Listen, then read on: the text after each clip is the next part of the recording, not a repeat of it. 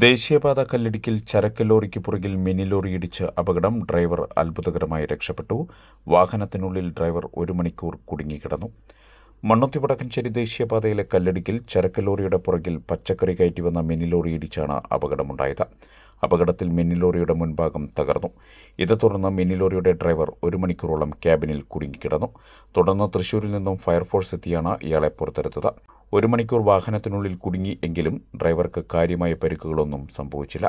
കൊല്ലം സ്വദേശി 52 വയസ്സുള്ള സുരേഷാണ് അത്ഭുതകരമായി രക്ഷപ്പെട്ടത്. കോയമ്പത്തൂരിൽ നിന്നും പച്ചക്കറി എടുത്ത് കൊല്ലത്തേക്ക് പോകുന്നതിനിടെയാണ് അപകടം സംഭവിച്ചത്. മുന്നിലെ ലോറി അലക്ഷ്യമായി ബ്രേക്ക് ചവിട്ടിയതാണ് അപകടമുണ്ടാകാൻ കാരണമായത് എന്ന് ഡ്രൈവർ പറയുന്നു. അപകടത്തെ തുടർന്ന് മറ്റു വാഹനങ്ങൾ അലക്ഷ്യമായി ട്രാക്ക് തെറ്റിച്ച് ഓടിയതിനാൽ ഇരുഭാഗത്തേക്കും വൻ ഗതാഗത കുരുക്ക് അനുഭവപ്പെട്ടു. പീച്ചി പോലീസും പീച്ചി റോഡിലെ ആംബുലൻസ് ഡ്രൈവർമാരും ചേർന്ന് ഗതാഗത നിയന്ത്രണം ഏറ്റെടുത്തു. തിങ്കളാഴ്ച പുലർച്ചെ 2:30-നാണ് അപകടം നടന്നത്. വണ്ടി ബ്രേക്ക് അടിച്ചിട്ട് നിന്നില്ല, സ്ലിപ്പായി വേറൊരു വണ്ടിയുടെ പുറകെ പോയി ഇടിച്ചു. വണ്ടിക്കാർ നിർത്തി ഇച്ചിരി നേരം സംസാരിച്ചിട്ട് അവനെടുത്തോളൂ. ജാമായിരുന്നു, കാല് രണ്ട് ജാമായിരുന്നു. എത്ര മണിക്കൂർ കിടന്നു?